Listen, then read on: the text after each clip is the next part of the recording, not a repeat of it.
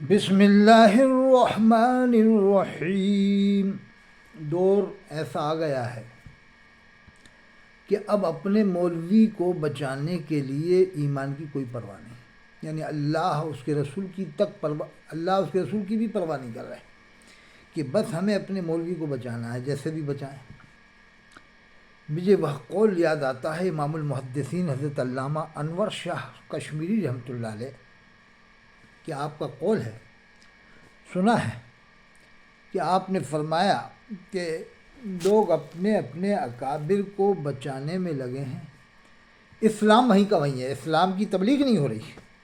اب تبلیغ کس کی ہو رہی ہے؟ اپنے اپنے اکابروں کی یا ان کی تحریکات یا تنظیمات کی۔ تبلیغ تو کی حضرت شیخ محی الدین چشتی اجمیری رحمۃ اللہ علیہ نے، حضرت شیخ علاء الدین صابر کلیری رحمۃ اللہ علیہ نے، اور جتنے بھی اولیاء ہیں سب نے تبلیغ اسلام کی۔ کسی نے تبلیغ تحریک یا تبلیغ تنظیم نہیں کی، اسلام کی تبلیغ کی ہے۔ آج کیا ہوئے؟ آج دیکھ رہا ہو، آج نفسانیت کا معاملہ چل رہا ہے، یعنی انانیت، نفسانیت حد عروج پر ہے، نہ تو یہ ماننے کو تیار ہے نہ وہ ماننے کو تیار ہے۔ اس لیے میں کہتا ہوں کہ سیدھے راستے چلو، یہ سیدھے ہاتھ کو بریلوی مان لو، الٹے ہاتھ کو دیوبند مان لو، ایک آنکھ کو بریلی مان لو، ایک کو دیوبند مان لو۔ دیکھو دونوں آنکھیں اگر پھوٹ جائیں گی تو اندھے ہو جائیں گے، ایک پھوٹے گی، ایک خراب ہوگی تو کانے ہو جائیں گے۔ دونوں کا ہونا بھی ضروری ہے۔ دونوں کان، ایک کو بریلی مان لو، ایک کو دیوبند مان لو۔ کبھی اس کان کو پکڑو، کبھی اس کان کو پکڑو، جو غلطی کر رہا ہو اس کا کان پکڑ لو۔ ہوتا ہے کہ نہیں ہوتا؟ جو بھی غلطی کرے، دیوبند والا کرے اس کا کان پکڑو، بریلی والا کرے اس کا کان پکڑو۔ یہ ہاتھ بریلی، یہ ہاتھ دیوبند، یہ آنکھ بریلی، یہ آنکھ دیوبند۔ تو ہمیں سیدھے سیدھے چلنا ہے۔ یہ بیچ میں سینہ ہے، سینے کے اندر ہی قلب ہے، دل ہے۔ اہدنا الصراط المستقیم، اللہ ہم کو سیدھی راہ چلا، سیدھے سیدھے چلتے رہو، دونوں ہاتھوں کے بیچ میں سیدھے سیدھے، بس سیدھا راستہ ملے گا۔ اور اس کے لیے آپ کو 150 سال پیچھے جاؤ، شاہ ولی اللہ صاحب کی کتابیں دیکھو، شیخ عبدالحق صاحب کی کتابیں دیکھو، امام ربانی مجلد ثانی کی کتابیں دیکھو۔ امام ربانی نے خود فرمایا کہ قرآن حدیث کا جو مطلب ہم سے پہلے کے عالموں نے بتایا وہی مانا جائے گا، اس لیے کہ قرآن حدیث کو جتنا وہ سمجھ سکتے تو اتنا ہم نہیں سمجھ سکتے۔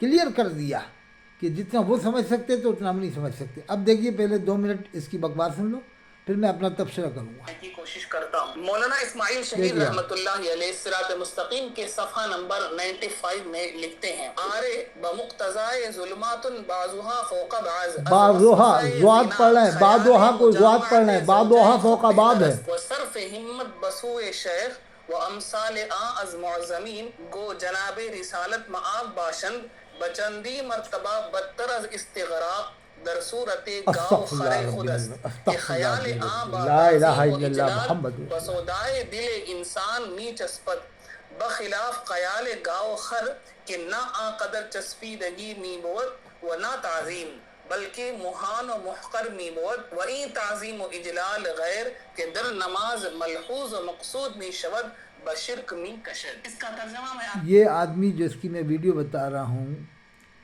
یہ بہت بڑا مردود ہے، یہ مسلک دیوبند کا غدار ہے۔ حالانکہ دارالعلوم دیوبند والوں نے تو کلیئر کر دیا ہے، فتویٰ دیا ہے، ان کا فتویٰ ہے کہ نماز میں رسول اللہ کا خیال آئے گا تو نماز ہو جائے گی، لیکن اب یہ الٹی سیدھی باتیں کر کے غداری کر رہا ہے۔ یہ کٹر نجدی بہت بڑا مردود ہے، اس کو آپ خبیث سمجھو، نائب ابلیس سمجھو، ابلیس کا نائب ہے۔ یہ کیا معلوم کون سا گوشت کھا کے آیا، کس کا مردار کھا کے آیا، مردود کیا، دیکھو چہرے پہ رونق تک نہیں ہے۔ اس کا نام ہے مفتی صدیق احمد دری، یہ دیکھو۔ سامنے پڑھ کر سنا دیتا ہوں۔ مولانا یہ اسماعیل دیکھیے شہید آپ، رحمۃ اللہ علیہ لکھتے ہیں کہ ہاں بمقتضائے ظلمات بعضها فوق بعض، بعض زنا کے زوات وسوسے پڑھ سے رہا ہے۔ اپنی بیوی کی مجامعت کا خیال بہتر ہے، استغفر اللہ، یعنی استغفر نماز میں اللہ، زنا ثم کا استغفر خیال اللہ، کرنے سے اپنی بیوی سے صحبت لا کرنے حول کا ولا خیال قوت کر الا لینا باللہ۔ بہتر ہے۔ یہ نماز میں اور ایسے خیال شیخ لائے یا جائیں گے۔ اسی جیسے بزرگوں کی طرف خواہ جناب رسالت مآب صلی اللہ علیہ وسلم ہو، صرف ہمت کرنا اپنے بیل اور گدھے کی صورت میں استغفر مستغرق اللہ، ہونے سے ثم بدر استغفر جہاں اللہ۔ بدتر ہے، بتائیے نماز کیونکہ پڑھے گا شیخ آدمی کا کے بیل خیال گدھے کا خیال تعظیم و لائے گا۔ تکریم کے ساتھ انسان کے دل کی گہرائی میں پیوست ہو جاتا ہے، اور بیل اور گدھے کے خیال کو نہ اس قدر چسپیدگی ہوتی ہے اور نہ تعظیم، تو ہی لانا بیل گدھے کا خیال حقیر اور ذلیل ہوتا ہے، اور غیر اللہ کی یہ تعظیم و تکریم جو نماز میں ملحوظ و مقصود ہوتی ہے شرک کی طرف کھینچ کر لے جاتی ہے۔ اب بتائیے نماز پڑھے گا آدمی، اللہ اکبر کہنے سے پہلے مسلمان تھا، یعنی اللہ مطلب یہی ہوا اس کے کہنے سے، اللہ اکبر پہلے اللہ اکبر کہنے سے پہلے مسلمان تھا، اور اللہ اکبر کہتے ہی کافر ہو گیا، مشرک ہو گیا۔ اس کے حساب سے یہ مردود شیطان کہیں کا، اس کا چشمہ لگایا شیطان ہے، مجھ سے بات کرے میں بتاؤں گا اسی شیطانی سے، میں بتاؤں گا سر سے ہمت تجھے 88 152 53 598 وہ مسئلے امت کے اندر پھیلانا جس سے قوم میں فتنہ ہو۔ قرآن میں اللہ نے منع فرمایا والفتنۃ اشد من القتل، فتنہ قتل سے بھی زیادہ سخت ہے۔ یہ جو کہہ رہا ہے کس صحابی سے یہ ایسا ثابت ہے، صحابی کا قول بتا، قرآن بتا، پہلے حدیث بتا، صحابی کا نام بتا، تابعین طب تابعین 150 سال پرانی کتابیں، 12.5 سال والوں کا کیا عقیدہ تھا وہ عقیدہ بتا دو۔ کوئی بھی اس طرح کے خیال لا کر جیسے یہ کہہ رہا ہے کہ صرف ہمت مطلب ہے کہ رسول اللہ صلی اللہ علیہ وسلم کا خیال نماز میں لانا، جب اللہ کے رسول کو دیکھا ہی نہیں ہے تو ایسے کون نماز میں اللہ کے رسول کا خیال لائے گا؟ سنا ہی سنا ہے، حضور خود فرماتے ہیں صلو کما رأیتمونی اصلی، نماز ایسے پڑھو جیسے مجھے پڑھتے دیکھا ہے۔ اور دوسری حدیث ہے حضور فرماتے ہیں ان تعبد اللہ کانک تراہ فإن لم تکن تراہ فإنہ یراک، اللہ کی عبادت ایسے کرو جیسے اللہ کو دیکھ رہے ہو، اگر یہ نہ ہو سکے تو یہ سمجھو کہ اللہ مجھ کو دیکھ رہا ہے۔